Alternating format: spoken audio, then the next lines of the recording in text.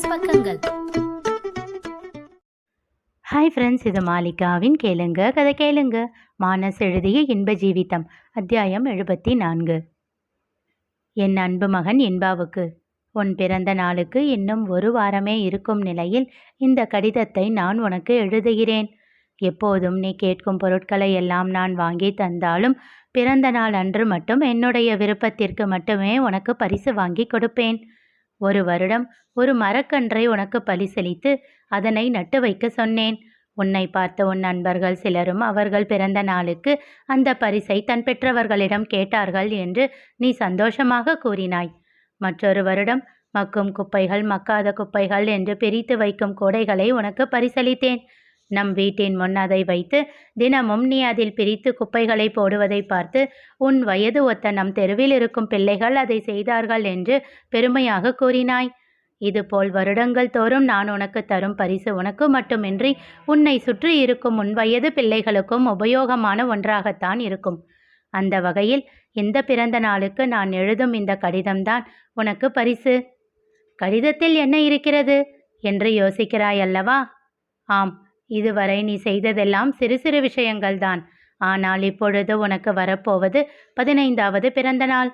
நிச்சயம் ஸ்பெஷலாக இருக்க வேண்டும் அல்லவா? நீ தற்பொழுது 10ஆம் வகுப்பு படித்து கொண்டு இருக்கிறாய். இது முடித்து அடுத்த வருடத்தில் காலை வைக்கும்போது உன்னுடைய எதிர்காலத்தை முடிவு செய்து கொண்டே 11ஆம் வகுப்புக்குள் நுழைய வேண்டும். இந்த வருடம் நான் உனக்கு அளிக்கும் பரிசு ஒரு கனவுக்கான விதை.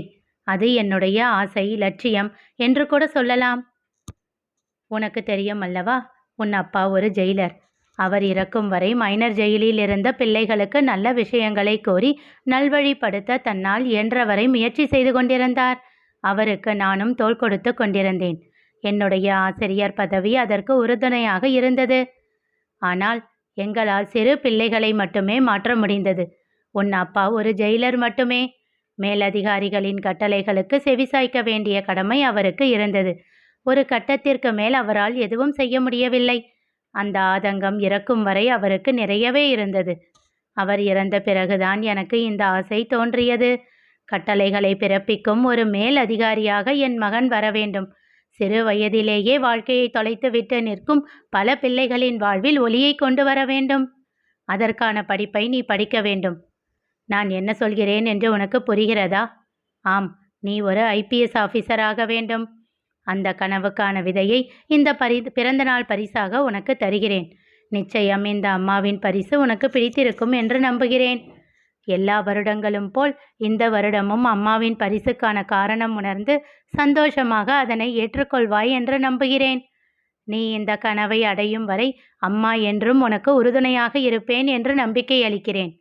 அன்பு முத்தங்களுடன் உன் ஆசை அம்மா, இளவரசி. இளவரசியின் கடிதத்தை புகைப்படமாக தன் செல்போனில் வைத்திருந்தாள் ஜீவிதா. அதனை படித்த ராஜாராமனின் மனம் வருத்தம் கொண்டது. கலங்கிய விழிகளோடு தன் மகளை ஏறிட்டு பார்த்தார். அன்னைக்கு அவர் வீட்டுக்கு போனப்போ இந்த லெட்டரை ஒரு புக்குக்குள்ளே பார்த்தேன். படிக்கணும்னு தோணுச்சு, படித்தேன்.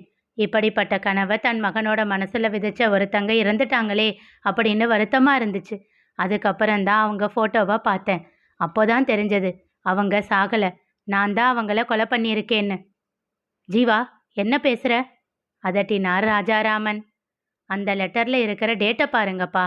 இதை எழுதி 2 நாளில் அவங்க இறந்துட்டாங்க. ஸோ இந்த லெட்டர் இன்பா கிட்ட கிடைச்சப்போ அவங்க அம்மா உயிரோட இல்லை. அவரோட கனவை ஜெயிக்கிற வரைக்கும் உறுதுணையாக இருக்கேன்னு சொன்னவங்களை தான் நான் கொன்னுட்டேன். இப்பொழுது அவளிடம் அழுகை இல்லை. அவள் குரலில் வெறுமை மட்டுமே நிறைந்து இருந்தது. என்னடா பேசுகிற? நீ எதுவும் பண்ணலையே, அவங்களாதானே வந்தாங்க. அவங்க கவனிக்காதது உன்னோட தப்பா? விரக்தியாக புன்னகைத்தாள். 1000 பேசலாம், ஆனால் நீங்கள் சொன்ன பேச்சை கேட்டிருக்கணும். என்னை தடுத்த வாட்ச்மேன் பேச்சை கேட்டிருக்கணும். எல்லாருடைய பேச்சையும் மீறி போனது என்னோட தப்பு. எனக்கு உதவ வந்தவங்கள தப்பு சொல்கிறது என்ன நியாயம்? எனக்கு நல்லா தெரியும், அந்த லாரி என்னை நோக்கி தான் வந்துக்கிட்டு இருந்தது. என்னை பார்த்துட்டு தான் அந்த டிரைவர் வண்டியை திருப்பி இருப்பான். அதனால தான் சட்டுன்னு அவங்க கவனிக்கலை. இப்போ சொல்லுங்க, என் மேலே தப்பு இல்லையா? சரி, அதுக்காக இப்போ என்ன பண்ண போற? அவங்க அம்மா கொடுத்த வாக்கை நான் நிறைவேற்ற போகிறேன். அவர் ஐபிஎஸ் ஆகிறதுக்கு நான் அவருக்கு துணையாக இருப்பேன். அதுக்கு எதுக்குடா இந்த கல்யாணம்? நம்ம செலவில் அவனை படிக்க வைக்கலாம். சரி, எதுக்கு இதை பண்ணுறீங்க அப்படின்னு கேட்டால் என்ன சொல்லுவீங்க? என் பொண்ணு தான் உங்கள் அம்மாவை கொன்னுட்டா, அதுக்கு பிராயச்சித்தமாக இதை பண்ணுறேன்னு சொல்லுவீங்களா? ஜீவா மீண்டும் கோபமாக அதட்டினார் ராஜாராமன். திரும்ப திரும்ப அப்படியே சொல்லாத. உங்களுக்கு கேட்க கஷ்டமா இருக்கலாம்ப்பா, ஆனா அதுதான் நிஜம். இங்க பாருங்கப்பா, நான் முடிவு பண்ணிட்டேன். அவர்கிட்ட தெளிவா பேசிட்டு தான் கல்யாணம் பண்ணிக்க போறேன். இன்னும் எனக்கு 1 வருஷம் படிப்பு இருக்கு. அதை அவர் படிக்க வைக்கட்டும். அதுக்கப்புறமா அவரை நான் படிக்க வைக்கிறேன். அவர் என்னைக்கு ஐபிஎஸ் ஆகுறாரோ அந்த நிமிஷமே அவரோட லைஃப்ல இருந்து நான் விலகிடுவேன். அதுக்கப்புறம் அவர் கன்னங்களை தாங்கி தவிப்பாக கேட்டார். ஒரு தந்தையாக தன் மகளின் வாழ்க்கை பற்றிய கேள்விக்குறி அவர் கண்களில் அப்பட்டமாக தெரிந்தது. அதுக்கப்புறம் உங்ககிட்டயே வந்துடுறேன்ப்பா, அப்போ என்னை ஏற்றுக்க மாட்டீங்களா? சில நிமிடங்கள் அவர் எதுவும் பேசவில்லை. இது வேண்டாம் ஜீவா, எனக்கு சரியா படல. நடந்த விஷயம் உனக்கும் எனக்கும் அம்மாவுக்கும் தவிர வேற யாருக்கும் தெரியாது. ஏன் உன் பெரியம்மா ஃபேமிலிக்கு கூட தெரியாது. இதை அப்படியே விட்டுடலாம். அப்பா, என்னால தான் அவர் யாரும் இல்லாம கஷ்டப்படுறாருன்னு என் மனசுக்குள்ள ஏதோ ஒன்று சொல்லிக்கிட்டே இருக்கு. என்னால அந்த ப்ரெஷரை தாங்கவே முடியலப்பா. திரும்பவும் பைத்தியமாகிடுவேனோன்னு பயமா இருக்குப்பா. சட்டென்று தன் மகளை இழுத்து அணைத்து கொண்டார். அவர் விழியிலிருந்து ஒரு கண்ணீர் துளி வெளிவந்து விட்டது. அப்படியெல்லாம் சொல்லாதடா, நீ பைத்தியம் இல்ல, நீ நல்லா தான் இருக்க. அதுதான்ப்பா நானும் சொல்றேன். இப்போ நல்லா தான் இருக்கேன். ஆனா கூடிய சீக்கிரம் ஏதாச்சும் ஆகிடுமோன்னு பயமா இருக்குப்பா. ராத்திரியெல்லாம் சரியா தூங்கவே முடியலப்பா. தழுதழுத்த குரலில் கூறினாள். அவளை இன்னும் தன்னோடு இறுக்கிக் கொண்டு கூறினான். அப்போ ஒன்று பண்ணலாம்.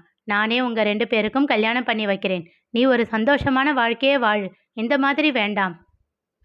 இல்லப்பா, நீங்க சொன்ன மாதிரி என்னால அவர் கூட வாழ முடியாது. என்னோட குற்ற உணர்வே என்னை கொன்னுடும். ஏதேதோ பேசி தன் மகளின் முடிவை மாற்ற முயற்சித்தும் முடியாமல் தோற்றுப்போனார் ராஜாராமன்.